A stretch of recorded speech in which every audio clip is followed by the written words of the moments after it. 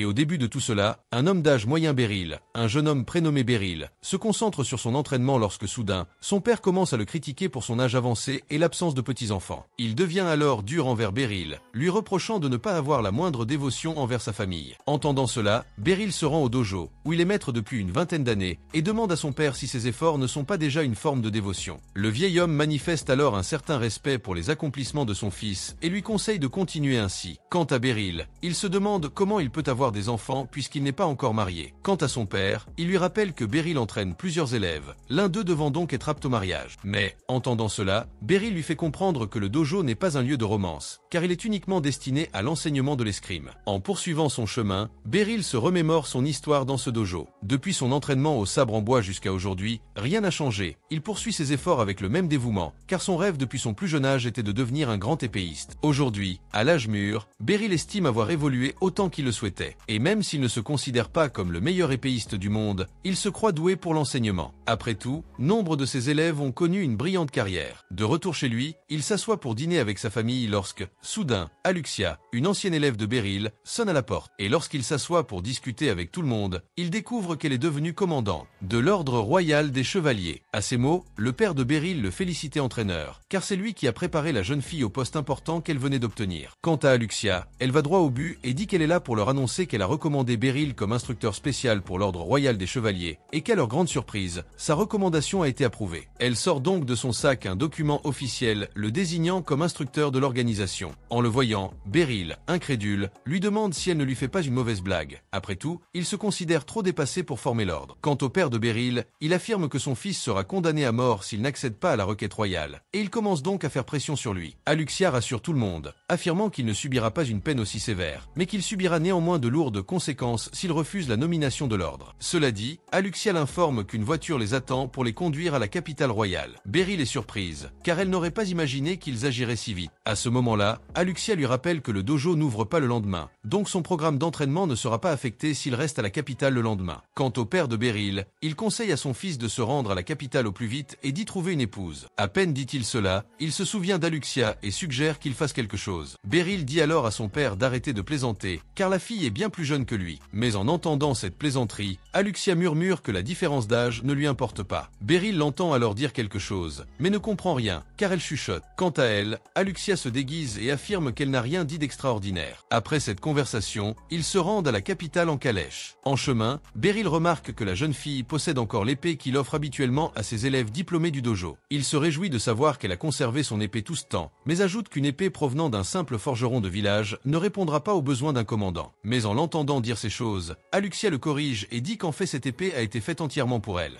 Et continuant le voyage, Beryl commence à accent grave, on se demande s'il est vraiment capable d'être un instructeur spécial. Après tout, il a une trop haute opinion de lui-même pour occuper un poste aussi important. Quant à la jeune fille, elle se dit heureuse de savoir que le maître épéiste de la campagne aura enfin l'opportunité de travailler à la capitale. Mais en entendant le terme « maître épéiste », Beryl demande qui est cette personne, ce à quoi Aluxia répond qu'elle parle évidemment de lui. Et voilà, à la nuit tombée, ils arrivent à Baltrin, la capitale royale. Aluxia dépose Beryl dans une auberge. Le lendemain, elle le conduit à l'ordre royal des chevaliers et le présente comme un épéiste extrêmement puissant, à tel point qu'elle-même n'est pas capable de le vaincre. En l'écoutant, Beryl est légèrement effrayé par les descriptions qu'elle fait de lui, car il pense lui-même qu'elle exagère. Après cela, il est invité à prononcer un discours devant les soldats, et il parle avec une certaine incertitude, ce qui laisse certains soldats méfiants quant à ses réelles compétences. Après avoir quitté les lieux, il parle à Aluxia et découvre qu'il n'aura besoin d'entraîner les chevaliers que 3 ou 4 fois par mois, ce qui n'interférera pas avec les cours qu'il donne au dojo de son village. Soudain, Kuruni, une autre ancienne élève de Beryl, arrive en hurlant de joie. Beryl, quant à lui, est heureux de se voir devenu un véritable chevalier. Cependant, la jeune fille lui dit qu'il lui reste encore beaucoup de chemin à parcourir. Mais Beryl affirme avoir déjà réalisé le rêve qu'elle nourrissait lorsqu'elle s'entraînait avec lui. Kuruni se dit alors ravie de reprendre ses cours avec lui. De retour chez elle, Beryl rencontre un autre de ses élèves, Randrid, désormais marié et père de famille. Le jeune homme décide alors de retourner au village pour vivre une vie plus paisible, abandonnant complètement son aventure. Le jeune homme se sent un peu mal d'avoir dû mettre un terme à sa carrière carrière d'aventurier, sachant qu'il appréciait les enseignements de Beryl. Cependant, il estime que poursuivre ce type de travail risqué pourrait lui coûter cher, à lui et à sa famille. En entendant cela, Beryl lui conseille de prendre ses décisions en fonction des souhaits de sa femme. Si elle accepte qu'il quitte la vie d'aventurier, il devrait faire de même. Au cours de la conversation, Beryl découvre que son père a proposé à Randrid de prendre sa place comme maître au dojo, une proposition qu'il n'a apprise que maintenant. Randrid se dit alors prêt à donner le meilleur de lui-même dans cette nouvelle aventure d'entraîneur. Le lendemain, Beryl retourne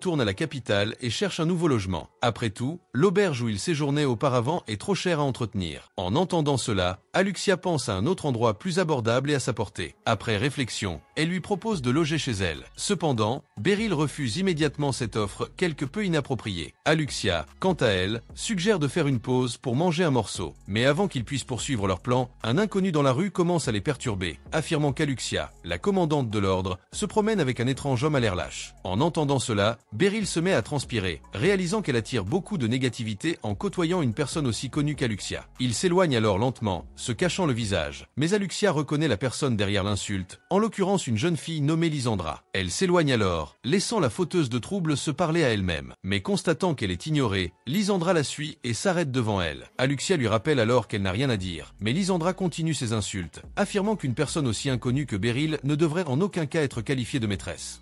Et quant à Beryl, il remarque un collier spécifique, il attache la jeune fille au cou et découvre qu'il s'agit d'une aventurière de la classe noire. Quant à la jeune fille, elle observe Beryl de plus près et se souvient qu'il était son maître 20 ans plus tôt. Ce faisant, il force sa mémoire et se souvient qu'elle était une petite fille qu'il avait sauvée et à qui il avait appris l'art de l'épée. Après avoir discuté un peu plus, Lysandra lui demande pourquoi il se promène avec Aluxia. Et remarquant le ton arrogant avec lequel ils ont dit cela, Aluxia l'informe que Beryl est devenu l'instructeur spécial de l'ordre de la liberté et comme il a besoin de trouver un endroit où vivre, elle l'aide avec ses questions, car elle connaît la capitale mieux que lui. En entendant cela, Lysandra lui rappelle qu'elle était autrefois négociante pour les aventuriers et qu'elle est donc plus qualifiée pour gérer ses affaires. Au fil des discussions, ils parviennent à lui trouver un logement, mais ils continuent à se traiter comme des chats et des souris, même si Beryl leur demande de s'entendre. Le lendemain, Aluxia ramène Beryl à l'ordre de la liberté, où il commencera à former les chevaliers. Soudain, le vice-commandant de l'ordre, un certain Amblitz Drew, se rend auprès de Beryl et lui propose un duel, afin de s'assurer qu'il est bien un instructeur spécial. Avant le début du combat, Beryl réalise qu'il n'est en réalité qu'un vieil homme sans grande aptitude au combat. Il ne croit donc pas avoir la moindre chance de gagner, mais promet de faire de son mieux pour ne pas perdre trop lourdement, afin qu'Aluxia ne soit pas humiliée pour son soutien. Dès que Amblitz commence ses attaques, Beryl remarque que le garçon est vraiment très fort et possède des coups mortels. Mais finalement, Beryl calcule l'angle de l'épée de son adversaire et parvient à la dévier, puis le frappe au menton, remportant le premier round. Sur ce, tous deux reprennent leur position, et Beryl estime avoir commis une grave erreur d'instructeur en le frappant par accident. Quant à Amblitz, il en déduit que le dernier coup de Beryl n'était qu'une ruse, et promet de mettre fin à tous les pièges qu'il tentera de lui tendre. Durant le combat, Beryl remarque que son adversaire est certes plus fort et plus rapide que lui, mais Amblitz possède des mouvements très linéaires, ce qui les rend plus faciles à prédire. Voyant que rien ne fonctionne, Amblitz décide de faire appel et utilise l'une de ses attaques les plus puissantes, capable de détruire les épées de ses adversaires. Beryl parvient finalement à esquiver l'attaque et frappe légèrement Amblitz dans le dos, remportant ainsi le deuxième round. Après cela, la révolte dans les yeux d'Amblitz disparaît, et il voit enfin Beryl comme un maître digne de tout son respect. Il organise donc une fête de bienvenue pour Beryl, afin de s'excuser de son impolitesse. Sur ce, Amblitz lui demande de révéler le secret qu'il a utilisé pour repousser son attaque. Beryl explique alors qu'elle a simplement égalé sa rotation, et a ainsi réussi à échapper à l'attaque. Pendant ce temps, Andrid parle de lui au père de Beryl, et lui dit qu'il mérite un endroit qui a mieux à lui offrir que ce simple village.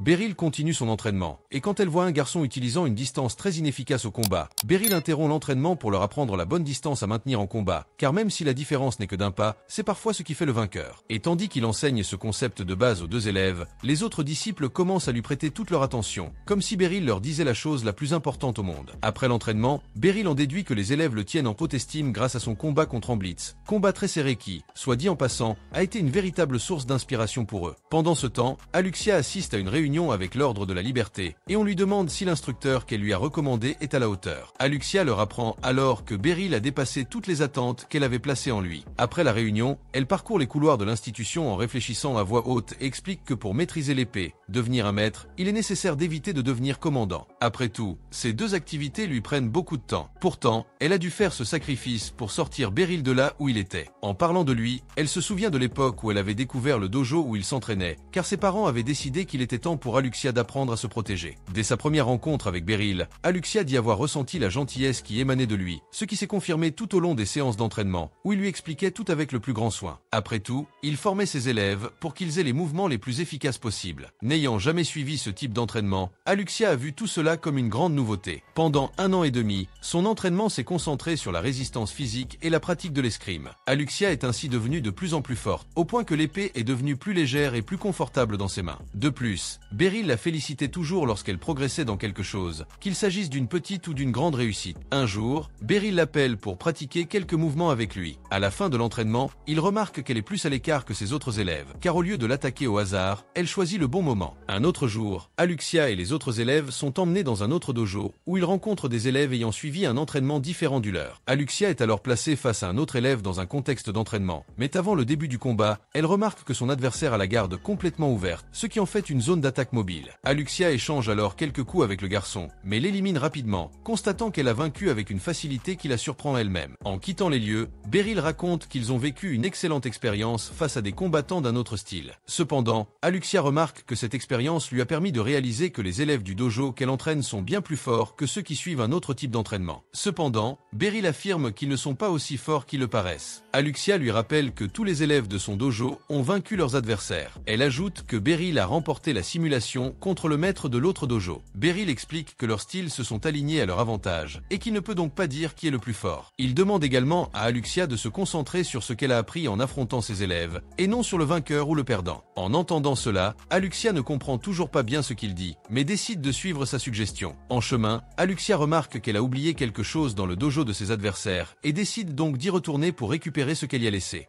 Dans ce cas, les étudiants du dojo prétendent délivrer le un accessoire pour cheveux qu'elle avait oublié là. Mais dès qu'Aluxia tend la main pour l'attraper, le garçon qui le tenait le jette et lui dit d'aller le chercher. De plus, le garçon montre sa colère d'avoir perdu à l'entraînement et lui dit qu'elle ne devrait pas avoir l'impression d'avoir gagné le combat simplement parce qu'elle l'a vaincu pendant la simulation. Quant au garçon d'accent grave côté, il commence à se moquer de la ville d'où vient Aluxia, affirmant que dans un vrai combat, il ne perdrait jamais contre une bande de rustres. Il l'invite donc à un nouveau combat, mais Aluxia refuse. Sur ce, le garçon qui a perdu contre elle fait clairement comprendre qu'il l'attaquera si elle ne fait rien pour se protéger. Juste après avoir dit cela, le garçon tente de la frapper, mais Beryl surgit juste à temps et se retrouve au milieu du coup. Il suggère alors au garçon de ne pas utiliser l'escrime de manière aussi dangereuse, mais le garçon décide de doubler la mise et tente de l'attaquer. Beryl prend alors l'épée du jeune homme d'un seul geste, puis s'empare de l'accessoire pour cheveux qu'Aluxia était allé chercher. Quant au garçon dont l'épée a été jetée, il a saisi des mains d'un des élèves et tente de l'attaquer à nouveau. Mais au milieu de la confusion, le maître du propriétaire apparaît et ordonne au jeune homme d'arrêter. Et quand il voit ses élèves tenter de défier Beryl, l'instructeur les traite d'idiots et affirme que même s'ils unissent leurs forces, ils ne parviendront pas à vaincre Beryl. De plus, l'instructeur conseille à ses élèves de regarder la réalité en face et d'accepter que les élèves de Beryl étaient meilleurs. En entendant cela, Beryl conseille à l'instructeur de se calmer. Après tout, ses élèves traversent une période difficile, et c'est pourquoi ils finissent par agir avec autant d'arrogance. Cependant, l'instructeur s'agenouille devant Beryl et s'excuse au nom de tous ses élèves. Sur le chemin du retour, Aluxia dit que c'est entièrement sa faute, car elle a oublié son accessoire pour cheveux au dojo. Mais en la voyant se culpabiliser autant, Beryl lui dit qu'elle n'était pas responsable de quoi que ce soit non plus. Après tout, il aurait dû l'accompagner au dojo dès le début. Il s'excuse donc auprès d'elle de l'avoir mise en danger, tout en se disant heureux qu'Aluxia n'ait rien eu de trop grave. Dès qu'elle entend cela, la jeune fille se met à pleurer. Beryl en déduit que ses larmes sont dues à la situation qu'elle a traversée. Mais intérieurement, Aluxia se dit qu'elle était simplement très émue par les paroles de Beryl, et que c'est pour cela qu'elle n'a pas réussi à gérer la situation. Eh bien, après quelques jours d'entraînement supplémentaire, Aluxia affronte à nouveau son maître en duel d'escrime, et cette fois, elle parvient enfin à le vaincre. Beryl suppose alors qu'elle est désormais assez forte pour recevoir une épée et mettre fin à ses activités au dojo. Après tout, il estime n'avoir plus rien à lui apprendre. Mais en entendant cela, Aluxia réalise que Beryl fait simplement preuve d'humilité, car elle est certaine de ne pas être encore à ses pieds en tant qu'escrimeuse. Et bien qu'elle ne souhaitait pas quitter le dojo, Aluxia accepte sa décision pour éviter de lui causer davantage de problèmes. Dès sa sortie, Aluxia se fixe comme objectif de prouver que les compétences de son maître sont inégalées, et fait donc son premier pas dans cette direction en passant le test d'entrée dans l'ordre. Et comme personne là-bas n'avait une vitesse égale à celle de son maître, Aluxia réussit à intégrer l'ordre avec les meilleures notes. Dès lors, elle décida de faire quelque chose pour son maître, le faire sortir de cette petite ville pour lui offrir une vie plus digne dans une grande ville, où se trouve l'ordre. Ce faisant, elle s'éleva au rang de commandante et accomplit plusieurs choses, au point de gagner suffisamment de confiance pour engager un instructeur.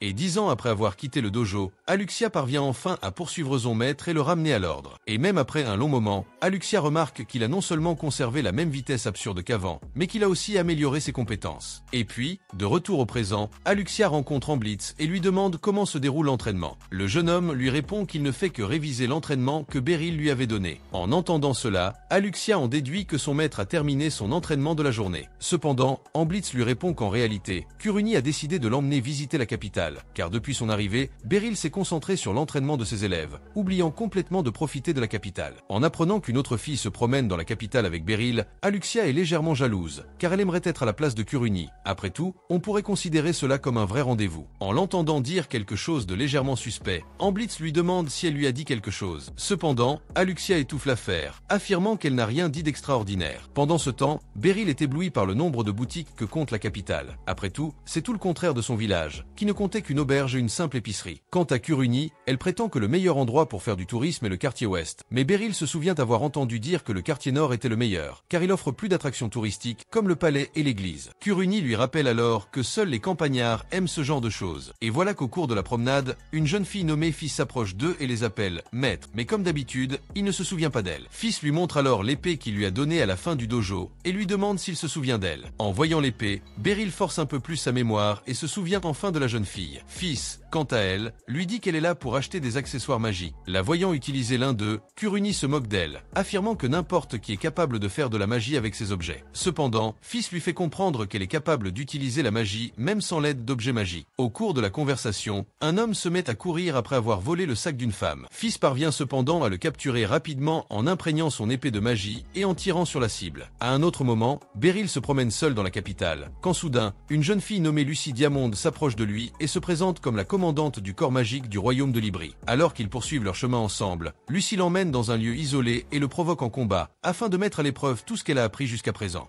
Il n'y a aucun moyen. Ces lolis sont prises directement de ReZero, sont toujours fous et je suis sûr que cela donnera un énorme mal de tête aux protagonistes. Nous avons maintenant la possibilité de devenir membre si vous voulez soutenir la chaîne. Et si vous voulez la partie 3, laissez un like et abonnez-vous. À bientôt dans la prochaine vidéo.